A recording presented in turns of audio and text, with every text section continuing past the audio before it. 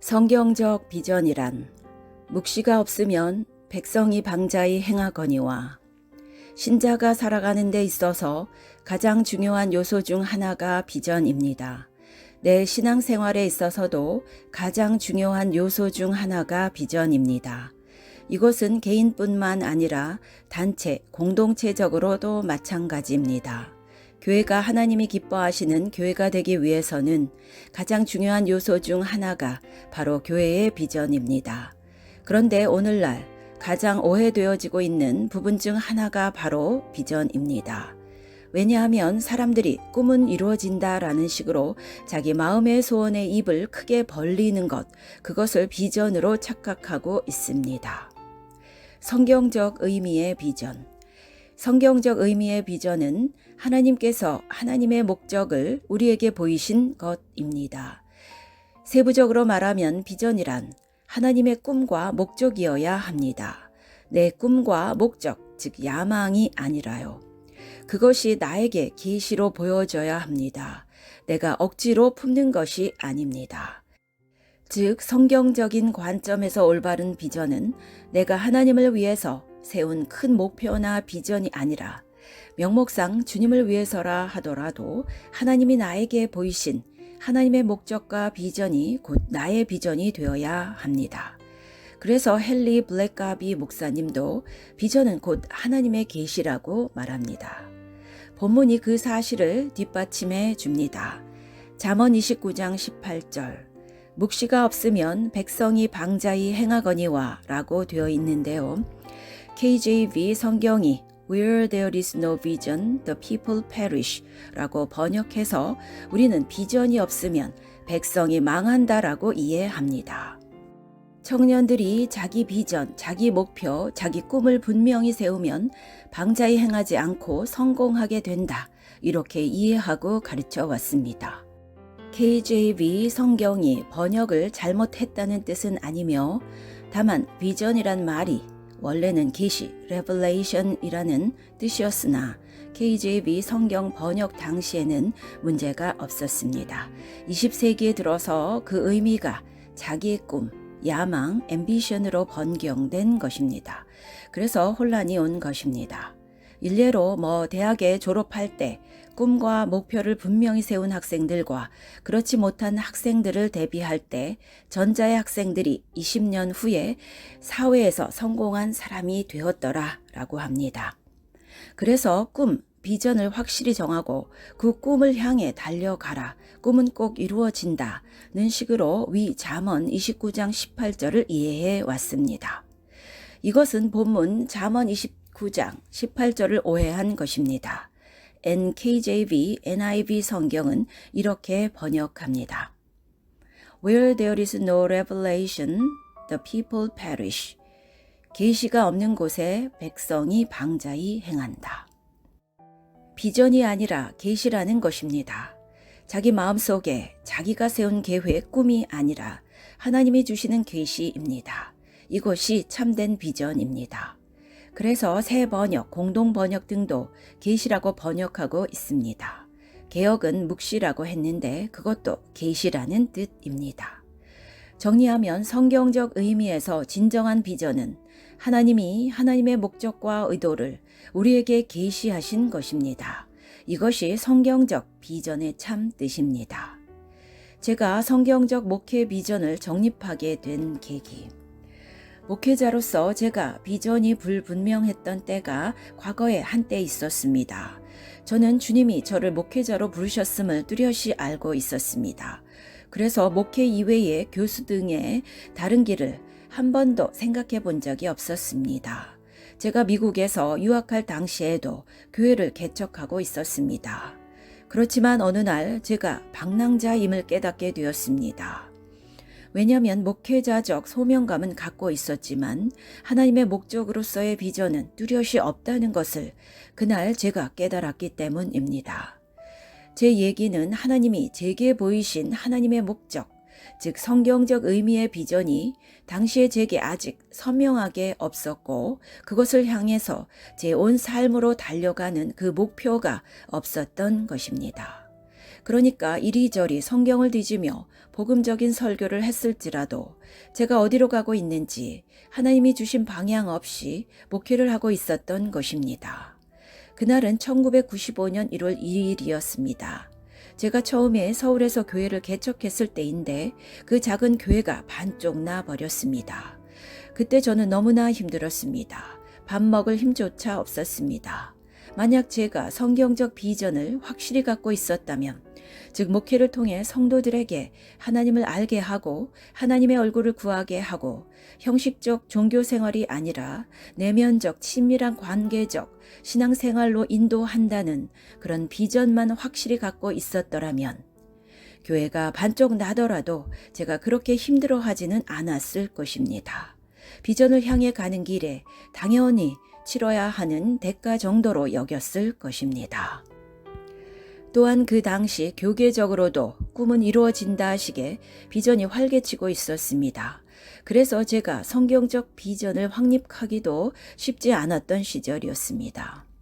성경적 비전을 가르치시는 분은 아주 희귀했고 성공주의적 비전이 너무나 유행하고 있었기 때문입니다. 그런 와중에 제가 기도원에 올라갔습니다. 처음 개척한 교회가 반쪽이 나서 저는 아무 의욕도 없어서 먹지도 않고 그냥 기도원에서 지냈습니다.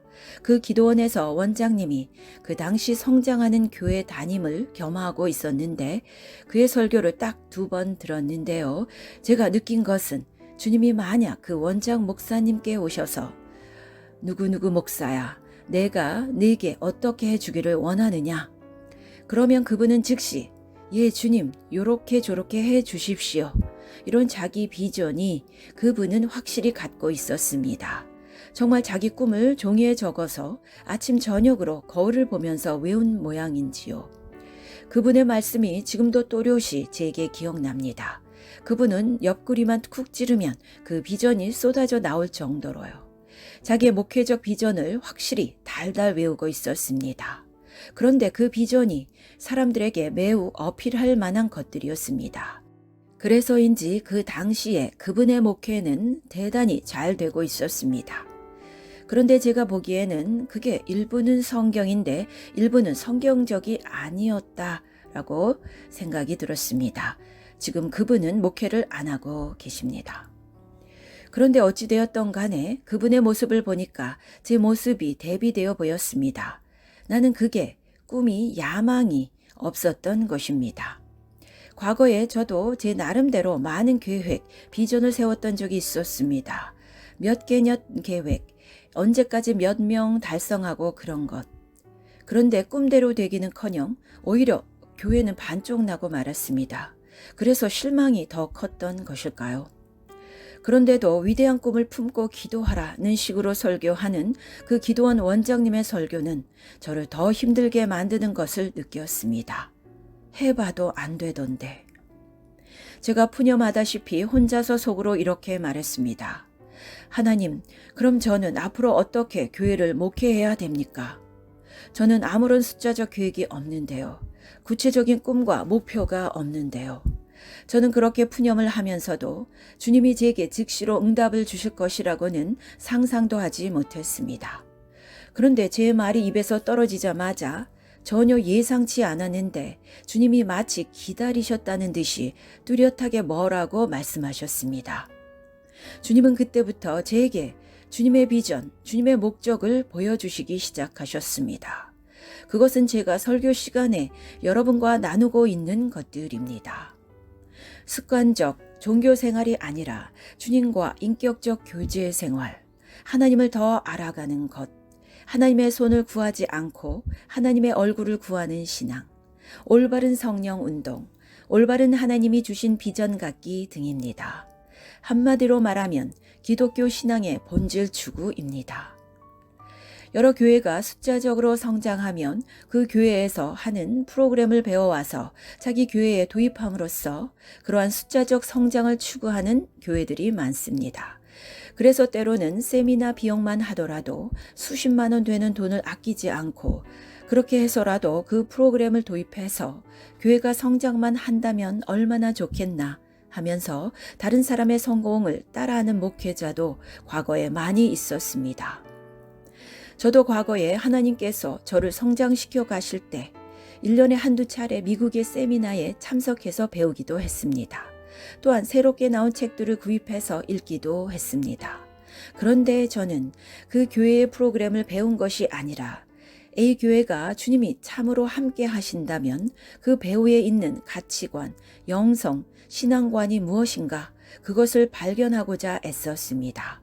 그것은 흙 속에 파묻힌 뿌리처럼 겉으로 쉽게 드러나지 않습니다. 그래서 그 교회의 가치관, 우선순위, 신앙관, 즉 그들의 내면적 신앙을 먼저 유심히 살피고 거기서 나오는 프로그램을 살펴보았습니다. 프로그램을 배우지만 그 속의 내면적 신앙을 먼저 배우려 했던 것입니다. 참고로 저는 개척 초기부터 목회를 잘못할 것 같은 면이 보였습니다. 제가 미국 유학을 마치고 돌아와서 서울에서 처음으로 교회를 개척했는데 그때 신학교 강의를 나갈 때였으니까 신학생 2명이 함께 하겠다고 왔습니다. 그들이 교육 전도사로 섬겼는데 그들이 가끔 설교를 했습니다. 그 교육 전도사들이 설교를 제가 앉아서 들어보니 나는 목회자로서는 영 힘들겠구나 이런 생각이 들었습니다. 왜냐하면 그들은 설교를 하는데 현재 성도들의 필요가 무엇인지 딱 보았습니다. 성도 중에 경제적으로 어려운 분이 보이면 경제적으로 축복받는 비결, 설교가 이렇게 되어졌습니다. 그러니까 설교를 듣는 성도들의 눈이 번쩍번쩍 뜨이는 것입니다. 그런데 그게 보이니까 그들과 비교되는 제 모습이 보였습니다. 저는 어떻게 설교했느냐 하면 우선 성도들의 필요 자체가 제 눈에 보이지 않았습니다. 제 관심과 초점이 거기에 있지 않았습니다. 제 관심과 초점이 어디에 있냐 하면 신자의 삶에 있어서 하나님의 뜻이 무엇인가, 그러니까 설교도 이것이 우리의 삶에 하나님의 뜻입니다 라는 식으로 나왔습니다.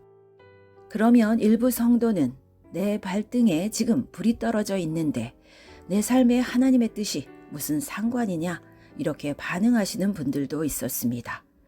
그래서 저는 처음부터 목회 못할 것 같았습니다. 그런데 여러분, 필요에 의해서 세워진 비전은 효과적일지는 모르나 하나님의 뜻과는 전혀 상관이 없을 수 있습니다.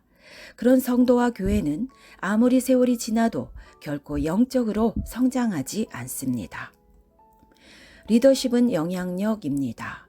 리더십, 지도자가 꼭 가져야 할 덕목이 성경적 비전인데 이러한 비전에 대한 올바른 이해는 리더십에 대한 올바른 이해와도 일맥상통합니다.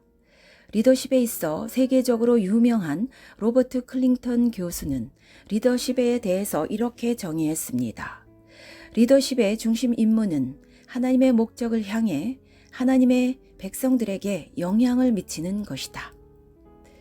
여러분, 요즘 많은 사람들에 의해서 리더십에 대해서 어느 정도 공통적 이해가 이루어져 가고 있는데 리더십은 영향력이라는 정의입니다. 리더십은 직분, 직책이 아니라 영향력입니다. 예를 들면 제가 담임 목사인데 이 직책과 직분은 갖고 있는데 저를 통해서 여러분께 올바른 성경적 영향력을 미치지 못하고 있다면 저는 리더로서 역할을 못하고 있는 것입니다. 장관이란 직책은 그것이 진정한 리더십이 되려면 선하고 올바른 영향력을 끼칠 때입니다. 그저 그의 직책과 직위가 그를 진정한 리더십으로 세워주는 것은 아닙니다. 국민들에게 올바른 영향력을 미치지 못하면 리더로서 역할은 전혀 못하는 것입니다. 리더십은 영향력이란 뜻입니다. 그러면서 클링턴 교수는 리더십은 영향력인데 하나님의 목적을 향해 하나님의 백성들에게 영향을 미치는 것이라고 말했습니다. 다시 말하면 하나님의 백성들에게 영향을 미쳐서 그들로 하여금 하나님의 목적에 이르게 하는 것, 그가 바로 영적 리더십, 영적 지도자입니다. 그렇다면 당신은 영적 리더십인가요? 사람들에게 하나님의 목적을 향해 가도록 지금 영향력을 미치고 계신가요? 헨리 블랙가비 목사님도 영적 리더십을 정의하면서 같은 맥락으로 얘기합니다. 그는 영적 리더란 사람들을 하나님의 아젠다, 현안 의제로 이끄는 사람이라고 정의했습니다. 클링턴 교수나 블랙가비 목사의 리더십에 대한 정의는 표현의 차이만 약간 다르지 그 본질은 같은 것입니다. 즉 영적 리더십이란 하나님의 목적 또는 아젠다를 향해 사람들에게 영향력을 미쳐서 그들이 거기로 가게끔 인도하는 것이 바로 영적 리더십입니다. 지금 우리는 성경적 비전을 살피는 중인데 그것은 영적 리더십의 사명과 일맥상통한다는 것입니다. 그래서 보십시오. 우리가 가져야 할 비전이란 하나님의 의제, 하나님의 목적이 나에게 보여지는 계시된 것입니다. 내게 이 비전이 없으면, 우리가 이 비전을 보지 못하면 내가 어디로 가야 할지 모를 뿐만 아니라 리더십으로서 우리는 사람들을 어디로 인도할지 몰라서 방황하게 됩니다. 그래서 리더십에게는 성경적 비전이 더욱더 중요합니다. 여러분, 비전이 없으면 우리는 어디로 가고 있는지 모르게 됩니다. 성경 말씀대로 방자히 행하게 됩니다. 그러면 회사는 하나님이 기뻐하시는 대로 세워지지 않고 교회도 하나님이 기뻐하시는 방향으로 세워지지 않습니다. 돈만 많이 번다고 하나님의 뜻이 이루어지지 않습니다. 교회가 숫자적으로만 성장한다고 하나님의 뜻이 이루어지지 않습니다. 여러분이 세상에서 출세한다고 하나님의 뜻이 이루어지지 않습니다. 어디로 가고 있는지는 모르는데 어떻게 그 뜻이 이루어지겠습니까? 무엇을 향해 달려가는지 모르는데 어떻게 그 목표에 이르겠습니까? 벽돌만 많이 쌓아 놓았다고 집이 되는 것은 아닙니다. 벽돌이 모아져서 그 모양대로 되어져야 방도 되고 거실도 되는 것이지요. 그런 것처럼 교회만 해도 숫자적으로 사람만 많이 모인다고 하나님이 의도하신 교회가 되지 않고 하나님의 뜻이 그런 교회를 통해 이루어지지 않습니다. 하나님의 비전을 보고 교회가 성도들이 그 비전에 자기 삶이 들어져야 하나님의 뜻과 목적이 이루어집니다. 나는 올바른 성경적 비전, 계시를 가지고 있는가? 사람들이 그 길로 가도록 영향력을 미치고 있는 진정한 리더십인가? 위에 두 가지 질문에 내가 예스라고 확신 있게 답할 수 있다면 건물이 크든지 작든지 사람이 많든지 적든지 예산이 많든지 작든지 그건 크게 중요하지 않습니다. 당신은 진정한 하나님의 사람으로서 자기 정체성과 삶의 만족을 누리실 수 있을 것입니다. 아멘.